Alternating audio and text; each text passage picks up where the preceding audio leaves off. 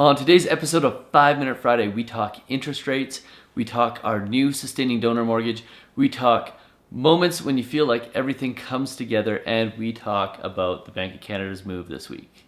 Stay tuned.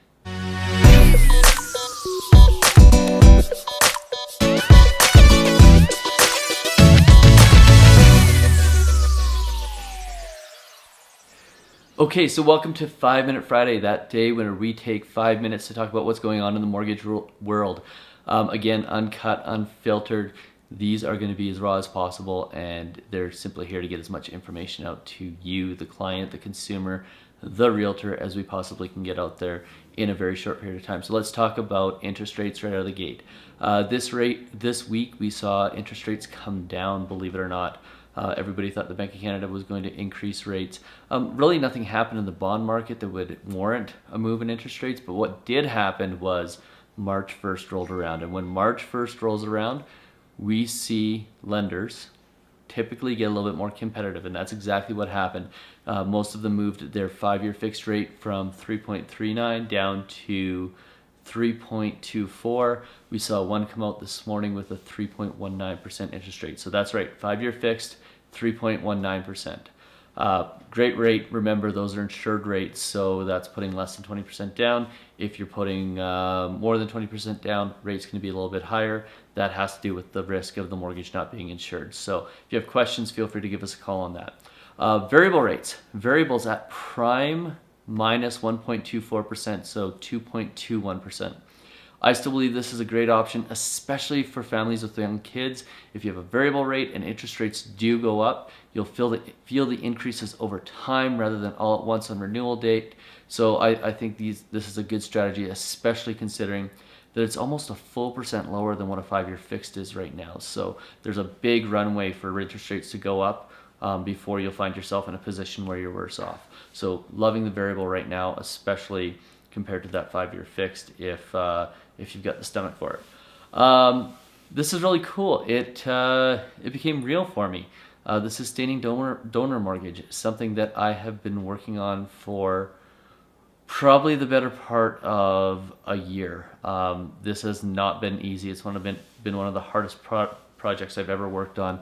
Really cool from the perspective of nobody else has this.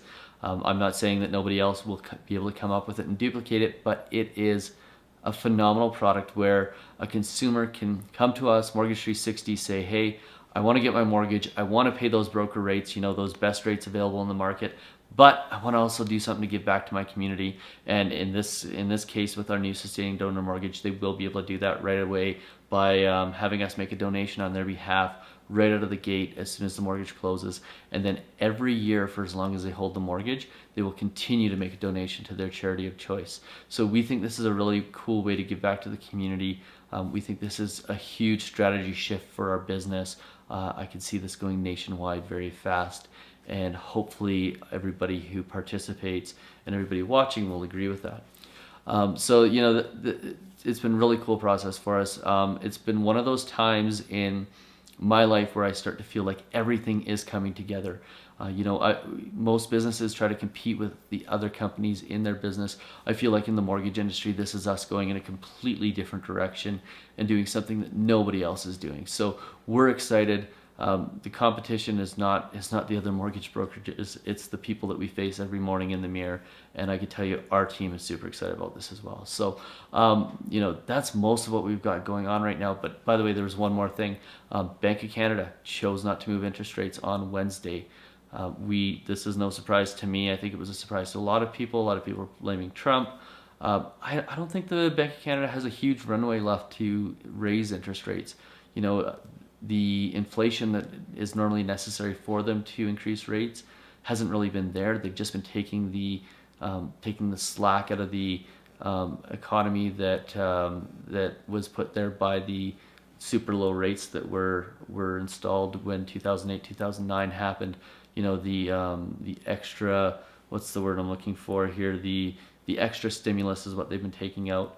I think if they increased rates another 1 or 2 times this year, they'd quickly be lowering interest rates again the following year, just because banks have a tendency to overshoot, and I think what you'll see is a very long drawn out period before we see interest rates anywhere close to 7, 8, 9 or 10% ever again. So to put that in perspective, the last time interest rates were this low, 1950s, it took until the 1980s to get to 10%. So I think we've got a good solid 30 years of low interest rates, and hopefully that means for the people watching that they'll have their mortgages paid off long before we ever see that 10, 12, and 18% interest rates that the 80s were famous for.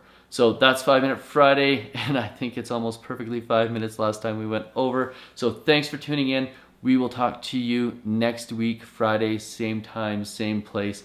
Probably have the same Jason Gogo painting in the back. Have a good one.